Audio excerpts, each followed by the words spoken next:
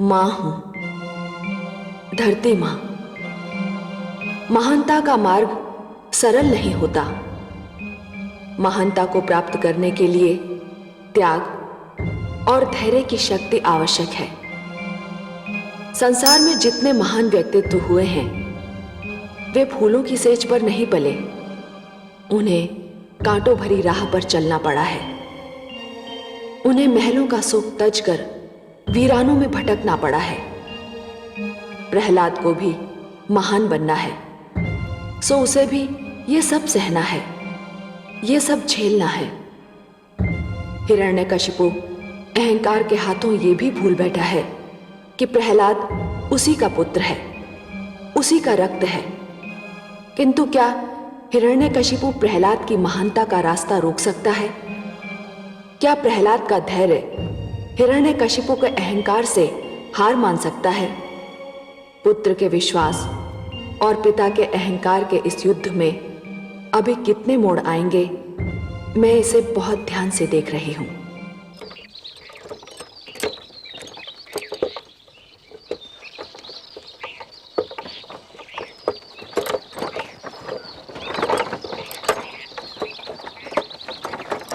क्या ले जा रहे हो?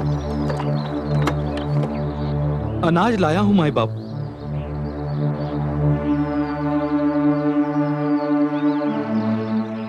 ए बालक, कौन है तू? ओम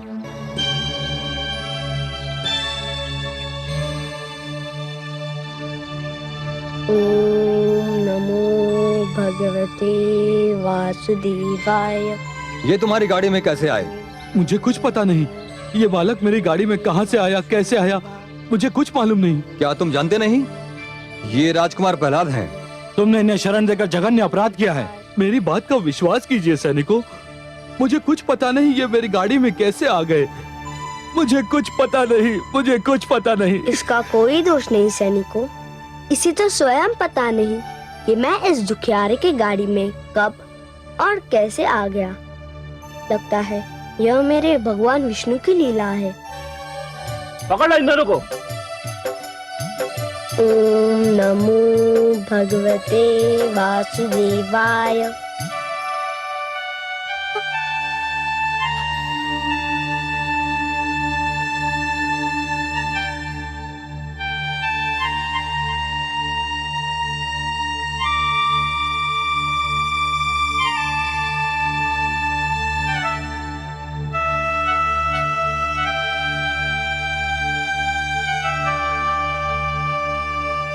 महारानी जी, महारानी जी, महारानी जी, बहुत शुभ समाचार है।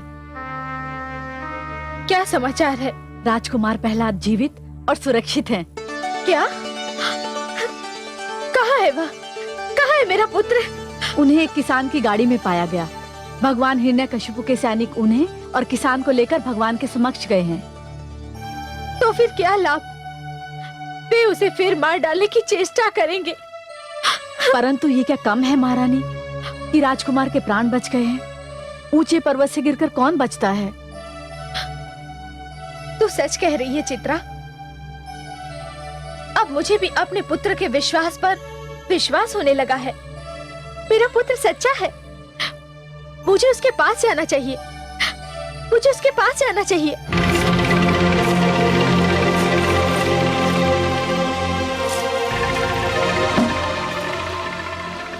दुहाई है भगवान, दुहाई है, मुझ पर दया कीजिए भगवान, मुझ पर दया कीजिए।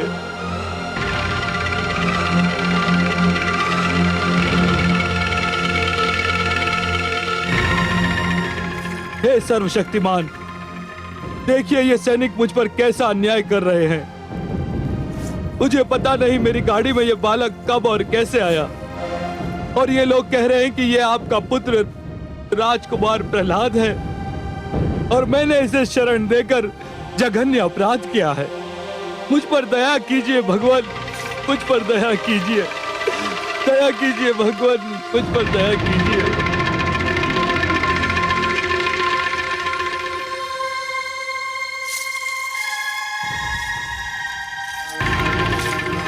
तू फिर बच गया। हाँ पिताश्री, आपका आशीर्वाद है। कैसे बच गया तू?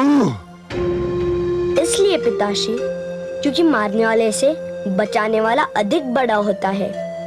मुझे मेरे भगवान विष्णु ने बचा लिया। दुष्ट, ये जान ले, भली भांति जान ले कि यदि तेरे विष्णु की यह इच्छा है कि तू मरने न पाए, तो मेरा यह संकल्प है कि तू जीवित न रहने पाए।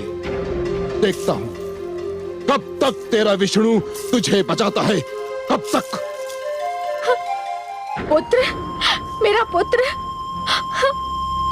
पुत्र, पुत्र, मेरा पुत्र। सेनापति अश्वमित्र, आज्ञा भगवान। इस कृषक को मुक्त कर दिया जाए, इसका कोई दोष नहीं। भगवान हिरण्यकशिपु की जय।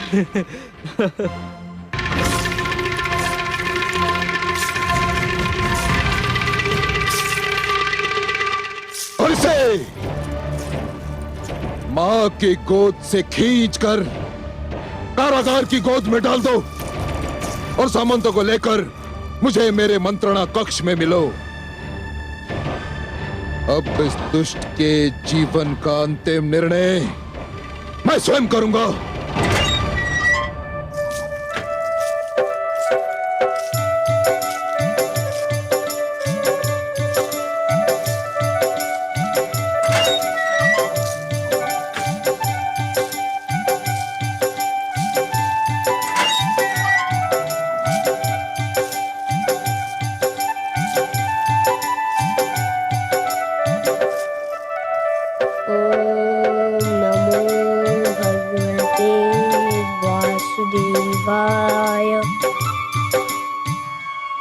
देख लिया आपने क्या किया हिरण्यकशिपु ने।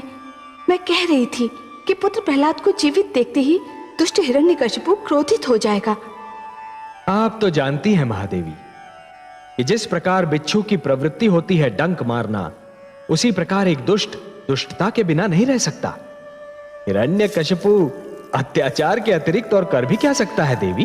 और आप कह रहे थे कि आपने मेरे पुत्र के प्राणों की रक्षा की है, उसे पर्वत से नीचे गिरने से बचा लिया है। यह भी तो संभव है देवी कि अब प्रहलाद की कथा और भी रोचक हो जाए। कथा तो अब इस मोड़ पे है कि दुखियारी कयाधु का दुख बढ़ता ही जा रहा है।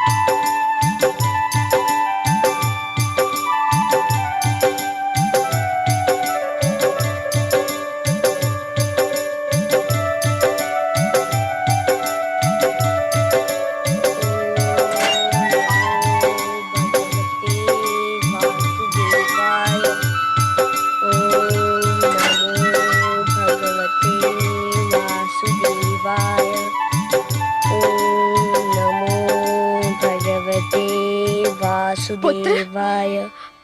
पुत्र,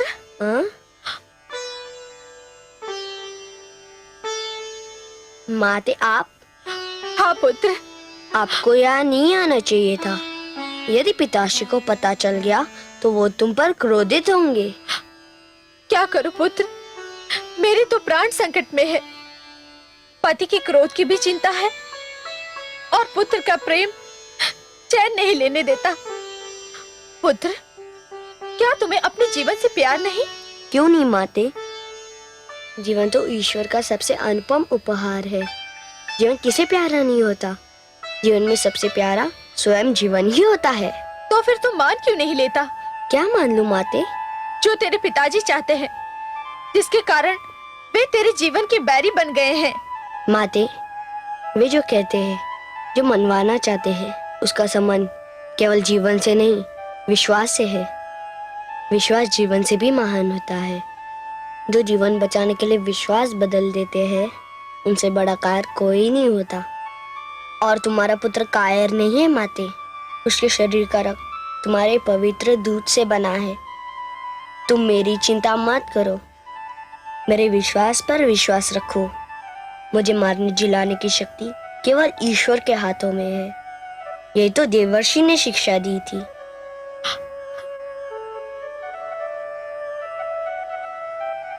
बहुत देर हो गई महारानी जी। महाराज के आदेश के विरुद्ध मैंने आपको राजकुमार से मिलने दिया। कृपया आप जाइए, नहीं तो मेरे प्राण संकट में पड़ जाएंगे।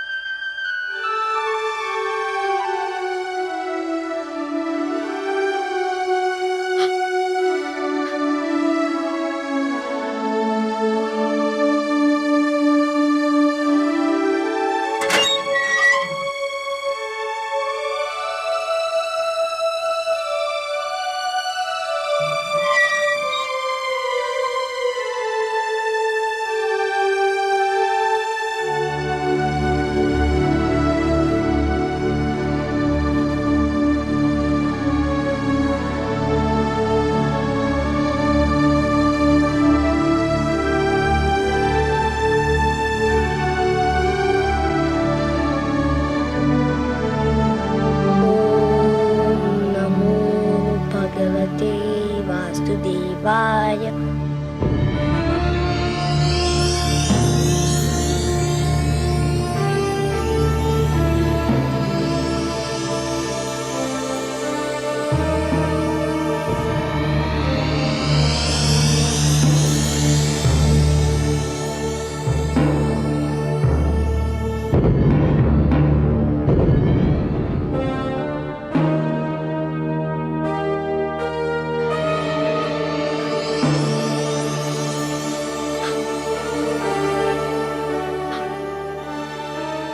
स्वामी, स्वामी,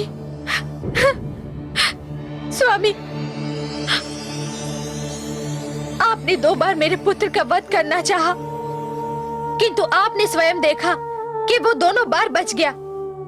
इसे कुछ और नहीं तो प्रकृति की लीला समझकर अब उसके प्राण छोड़ दीजिए स्वामी। आप कहेंगे तो मैं अपने पुत्र को लेकर आपके राज्य की सीमाओं से कहीं दूर चली जाऊंगी। मैं आपको वचन देती हूँ कि मैं अपने पुत्र को आपके समक्ष कभी नहीं आने दूंगी, कभी नहीं आने दूंगी। महारानी, प्रश्न ये नहीं कि वो मुझे दिखाई देता है या नहीं, प्रश्न ये है कि वो मुझे ईश्वर मानता है या नहीं, या मेरी भांति विष्णु को अपना बैरी बनाता है या नहीं। यदि वो ये नहीं मानता और ऐसा नहीं करता तो उसका अस्तित्व मेरे लिए संकट है, और जो भी मेरे लिए संकट बनेगा उसे जीने का कोई अधिकार नहीं। महारानी, उस पर नहीं तो मुझ पर दया कीजिए स्वामी। पिता को पुत्र पर दया नहीं आती तो माता को ही उसके जीवन की भिक्षा दे दीजिए। महारानी, आप पत्नी भी हैं और माता भी। आप अपने जीवन के क्षेत्र का निर्धारण कर लीजिए। अब सोच लें कि आप पतिव्रत धर्म की सीमाओं में रहना चाहेंगी या उसे तोड़कर पुत्र मोह के घेरे में। महारानी, मैं केवल पिता ही नहीं, राजा और ईश्वर भी हूं। ईश्वर, और मेरे लिए ईश्वर होना पिता होने से कहीं अधिक महत्व रखता है। महारानी,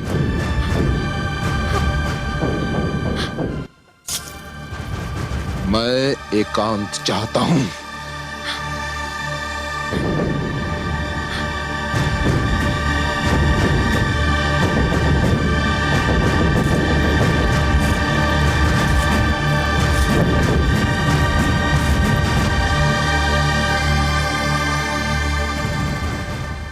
भगवान हिरण्यकश्यप की जय हो।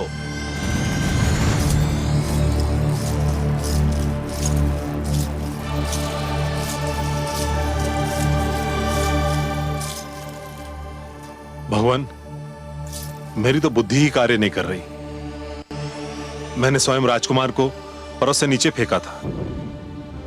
संयोगवश वो धरती पर गिरने के स्थान पर एक किसान के अन्न से लदी हुई गाड़ी में आ गिरा और उसके प्राण बच गए। संयोग नहीं था, यह भी विष्णु का दुष्कर्म था।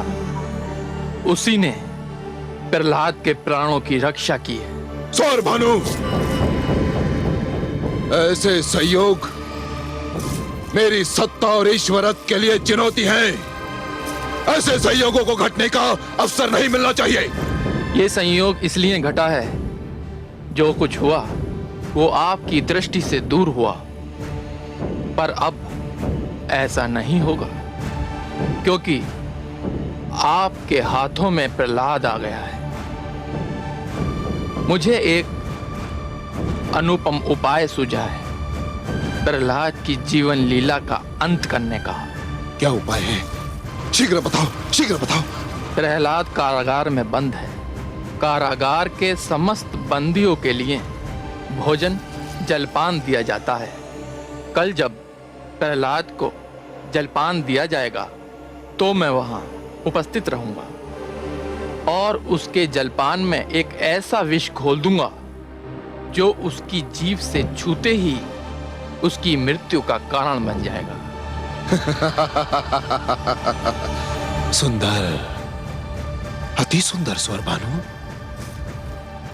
क्या तुम्हें पूर्ण विश्वास है कि दुष्ट प्रहलाद इस विष के प्रभाव से भी बच नहीं पाएगा?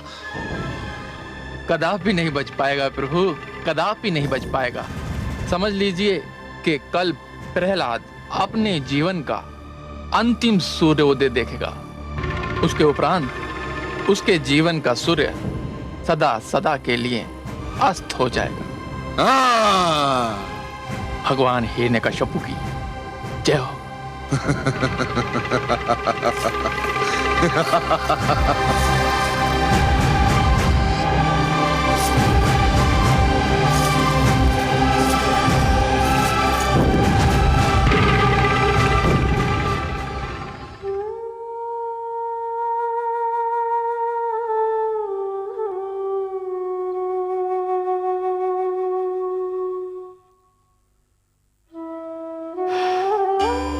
नारायण नारायण। हे देवर्षि, मेरा पुत्र सकुशल तो है? अभी तक तो है माते, पर कल क्या होगा ये कोई नहीं कह सकता। क्यों? अब दुष्ट हिरण्यकशिपु कौन सा षड्यंत्र रच रहा है मेरे पुत्र के विरुद्ध? माते, हिरण्यकश्यपु अब स्वरभानु के परामर्श पर चल रहा है। और क्या परामर्श दिया है उस दुष्ट ने? सत्य कहा आपने माते, दुष्टों के परामर्श भी दुष्ट होते हैं। स्वरभानु ने परामर्श दिया है कि प्रहलाद के भोजन में विष मिला दिया जाए। जैसे ही प्रहलाद भोजन करेगा, विष के दुष्प्रभाव से वह दम तोड़ देगा। नहीं, ये असंभव है। ऐसा नहीं हो सकता। मैं उसे ऐसा कदापि नहीं करने दूंगी।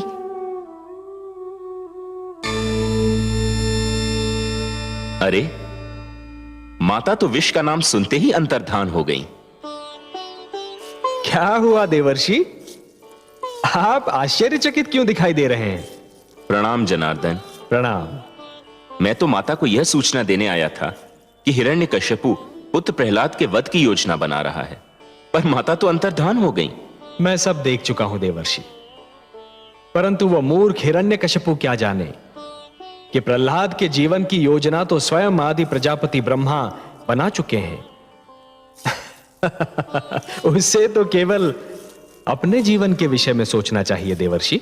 पर उसे तो मेरे पिताश्री ब्रह्मा ने पहले ही जीवन का दान दे दिया है।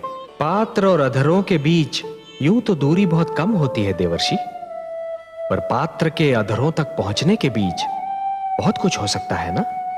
पर माता अचानक चली कहां गई? आपकी माता ममता के बिना रह नहीं सकती, और ममता की भावना चिंता के बिना रह नहीं सकती।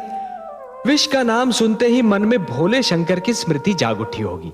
गई होंगी उन्हीं के पास। नारायण नारायण।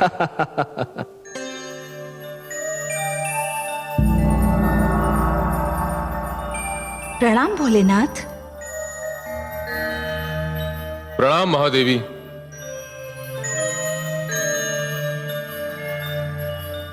देवी, आप कैलाश पधारकर सदा मुझ पर उपकार करती हैं, पर मुझे दुख होता है क्योंकि आपको कष्ट उठाना पड़ता है। आपको जब कभी मेरी सेवा की आवश्यकता हो, आप मुझे ही बुला लिया करें। मैं आपके स्वभाव से परिचित हूँ भोलेनाथ। मैं जानती हूँ आप कितने उदार, कितने महान हैं, किंतु विधान ये है कि प्यास व्याकुल करे तो प्यासे को ही झरने के पास जाना पड़ता है। परंतु देवी, मैं तो वो झरना हूं जो सदा प्यासे के पास जाने के लिए व्याकुल रहता है। इसीलिए तो सब आपको आशुतोष और दानी कहते हैं। देवी, मैं आपके कैलाश पधारने का कारण जान सकता हूं? हे भोलेनाथ, सृष्टि में विष की जानकारी आपको सबसे अधिक है। विष के प्रभाव को रोकना केवल आप ही जानते हैं। मैंने अपनी आंखों से आपको हलाहल पान करते हुए देखा था। हाँ देवी, पर विष के प्रति आपकी रुचि का कारण क्या है? हे नीलकंठ, दुष्ट हिरण्यकशिपु मेरे पुत्र प्रहलाद को विष भोजन में देकर मारना चाहता है। मारना चाहता है? किसी के प्राण लेने का अधिकार उसे किसने दे दिया? हिरण्यकशिपु किसकी सुनता है? वो मेरे वासुदेव का बैरी है और उसका पुत्र उनका परम भक्त। बस इसी कारण स्वर भानु के परामर्श पर कल प्रातः काल उस बालक के भोजन में विष मिलाने की योजना बनाई गई है। और विष इतना प्रभावशाली है कि जीभ से छूते ही मेरे पुत्र के प्राण पखेरु उड़ जाएंगे। विष से रक्षा आपका क्षेत्र है नीलकंठ, इसलिए याचना लेकर मैं आपके पास आई हूँ। आप प्रस्थान कीजिए देवी, आपने कह दिया है, मेरे लिए यही पर्याप्त है। अब आप सब कुछ मुझ पर छोड़ दीजिए और आप स्वयं चिंता करना छोड़ दीजिए। हे शिव शंकर, हे महादेव, हे भोलेनाथ, हे नीलकंठ, आपको कोटि कोटि प्रणाम, कोटि कोटि धन्यवाद।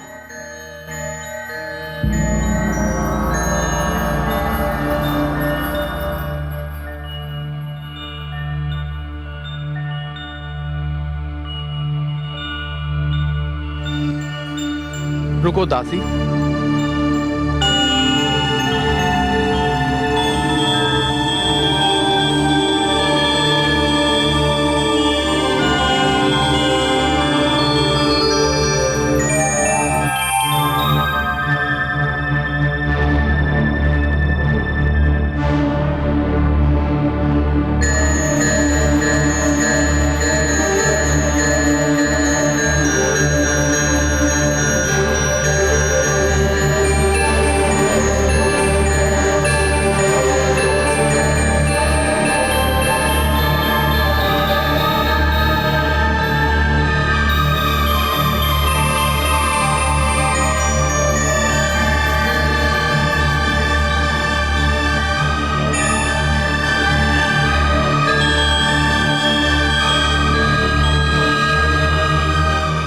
अब ले जाओ। ठहरो, मैं भी तुम्हारे साथ चलती हूँ। क्यों? मेरा पुत्र कारागार में है, मैं कुछ और नहीं कर सकती तो क्या अपने पुत्र को अपने हाथों से भोजन भी नहीं करा सकती? तो ये क्यों नहीं कहती कि तुम इसी बहाने अपने पुत्र से मिलना चाहती हो? पुत्र तो वो आपका भी है स्वामी, आप इसे माने या ना माने, किंतु यदि मैं उसे मिलना चाहूँ या देखना चाहूँ तो क्या ये कोई अनहोनी बात होगी? क्या आप संसार की किसी ऐसी माँ को जानते हैं जो अपने पुत्र से मिलने के लिए या उसे देखने के लिए व्याकुल न रहती हो? मेरे लिए वो केवल मेरा विद्रोही है, विद्रोही। किंतु मेरे लिए तो केवल मेरा पुत्र है। मुझे उससे घृणा है, अपार घृणा। मुझे उससे प्यार है। पिता पुत्र से क्रोधित हो सकता है, उसके प्रति कठोर और निर्दयी हो सकता है, पर माँ के मन में अपने पुत्र के प्रति स्नेह के अतिरिक्त और कुछ हो ही नहीं सकता। यदि माँ अपने पुत्र से रूठ भी जाए तो भी वह उसका भला ही चाहेगी। मुझे अपने पुत्र के लिए इस छोटे से स्नेह प्रदर्शन से ना रोकिए स्वामी। मुझे उसे अपने हाथों से भोजन कराने की अनुमति दीजिए। ठीक है, मुझे आपकी विनती स्वीकार है, किंतु उसे भोजन करा के शीघ्र लौट आइएगा। जाइए। चलो दासी।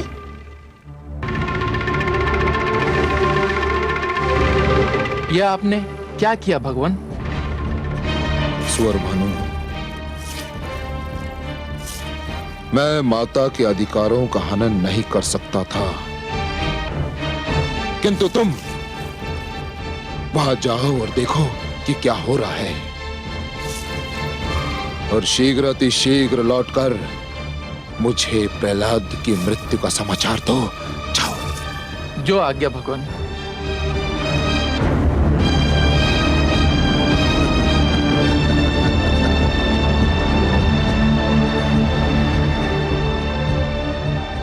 देखिए आपने हिरण्यकशिपु की क्रूरता सर्वेश्वर।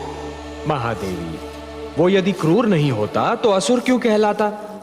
पुत्र पिता का वध कर देते हैं, ये तो मैंने कई बार देखा है, किंतु एक पिता अपने पुत्र का वध करना चाहता है, ये तो पहली बार देखा है। विनाश काले विपरीत बुद्धि। जब मन में अहंकार जन्म लेता है महादेवी, तो सर्वप्रथम मन की कोमल भावनाओं को समाप्त कर देता है, और जब मन की कोमल भावनाओं का अंत होता है तो वो पतन का पहला संकेत होता है। जिस प्रकार पत्थर की चट्टान पर पुष्प नहीं खिल सकते, उसी प्रकार कठोर हृदय में सुंदर भावनाएं नहीं रह सकती महादेवी। जानती हूँ कमल नयन, किंतु खेद इस बात का है कि माता को ज्ञान ही नहीं कि जो भोजन वो अपने पुत्र के लिए ले जा रही है वही उसकी मृत्यु का कारण बन सकता है। महादेवी, किसी की मृत्यु का समय और मृत्यु का कारण विधाता भाग्य लेख में लिख देते हैं। विधाता के अतिरिक्त कोई भी और किसी की मृत्यु का कारण न बन सकता है और न बना सकता है। विधान है कि जो दूसरों के लिए गड्ढा खोदता है, स्वयं उसी में जाकर गिरता है। हिरण्यकशिपु प्रहलाद की मृत्यु का नहीं, स्वयं अपनी मृत्यु का साधन जुटा रहा है। देखिए तो सही क्या होने जा रहा है।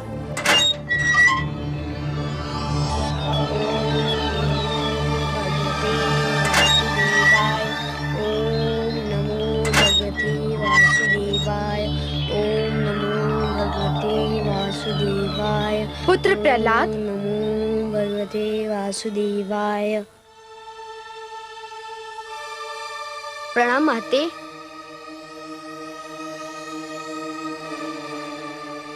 जुग जुग जियो मेरे लाल। आज मैं तुम्हें अपने हाथों से भोजन खिलाऊंगी। यह तो बहुत अच्छा है, तब तो भोजन करने में बड़ा आनंद मिलेगा। तुम जब भी अपने हाथों से मुझे भोजन कराती हो, मैं भूख से दुगना भोजन कर जाता हूँ। न जाने क्या जादू है तुम्हारे हाथों में। आओ पुत्र।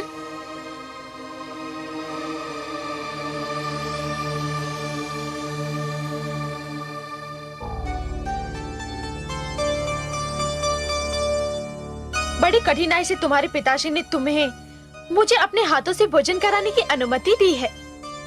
मैं तो ये सोचती थी कि न जाने कारागार में तुम भरपेट भोजन करते भी होगे या नहीं, इसीलिए मैं आज तुम्हें अपने हाथों से भोजन कराना चाहती थी। तो कराइए ना माते, भूख के मारे मेरा दम निकला जा रहा है।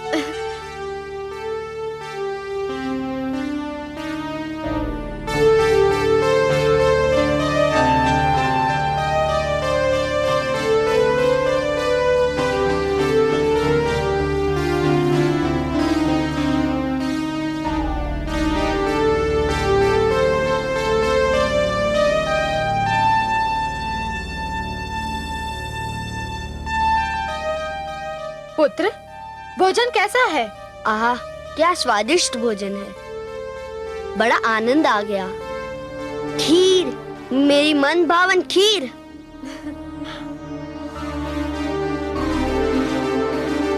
माते, खीर तो बड़ी स्वादिष्ट लग रही है।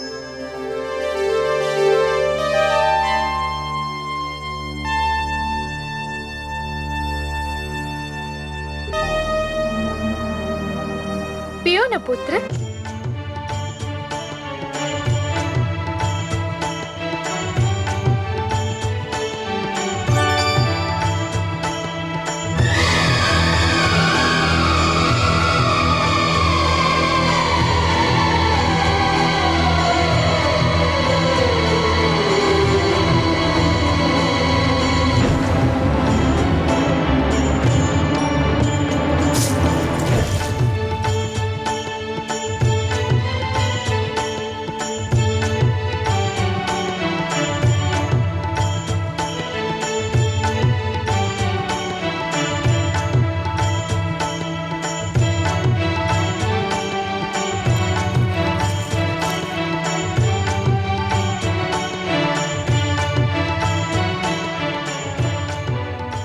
राजकुमार ने भोजन कर लिया? हाँ, किंतु उन्हें तो कुछ नहीं हुआ। वो तो सारी खीर जल की भांति पी गए। क्या?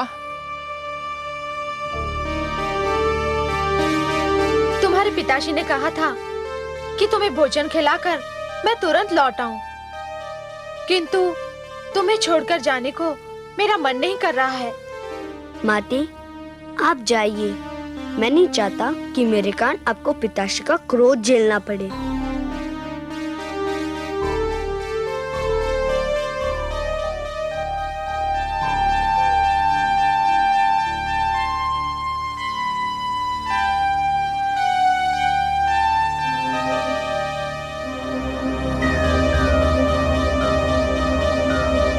ओम नमो भगवते वासुदेवाय।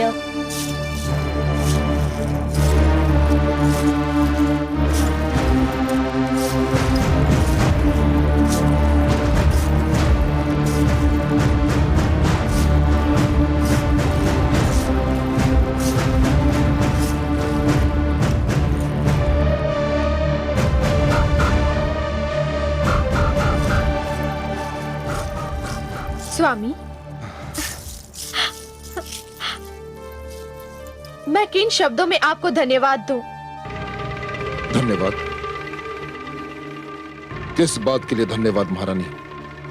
आज कितने दिनों पश्चात मुझे अपने पुत्र को भोजन कराने का सुअवसर मिला। मैं बहुत प्रसन्न हूँ स्वामी। यदि आपका मन ना पसीजता तो मैं आज न अपने पुत्र से मिल पाती, न उसे भोजन करा पाती। उसने खीर पी? हाँ स्वामी, खीर तो उसका मनभावन पकवान है। वह खीर पीकर बहुत प्रसन्न हुआ। आपका पुत्र सर्वथा स्वस्थ है? एकदम स्वस्थ, और आपकी कृपा से बहुत रिष्ट पुष्ट भी। कारागार के कठोर जीवन का उस पर कोई प्रभाव नहीं। स्वामी, मैं आपकी अत्यंत आभारी हूँ।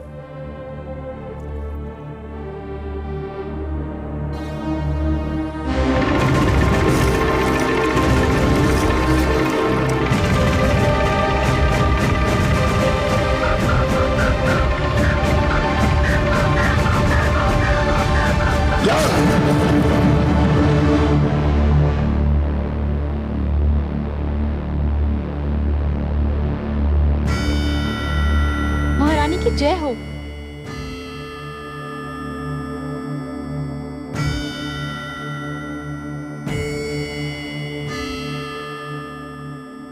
महारानी, राजकुमार स्वस्थ तो है ना?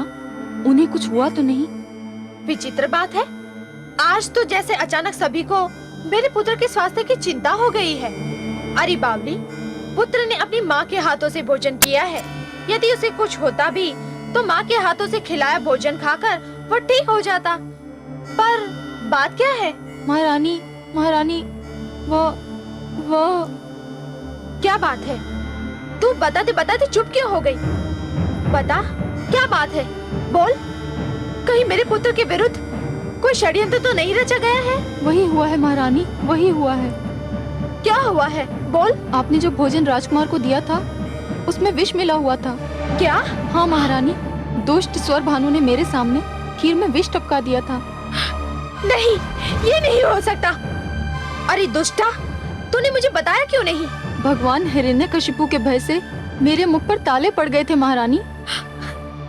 हे ईश्वर, ये क्या हुआ? मैं अपने ही हाथों से अपने कलेजे के टुकड़े को विष खिलाई? नहीं, नहीं।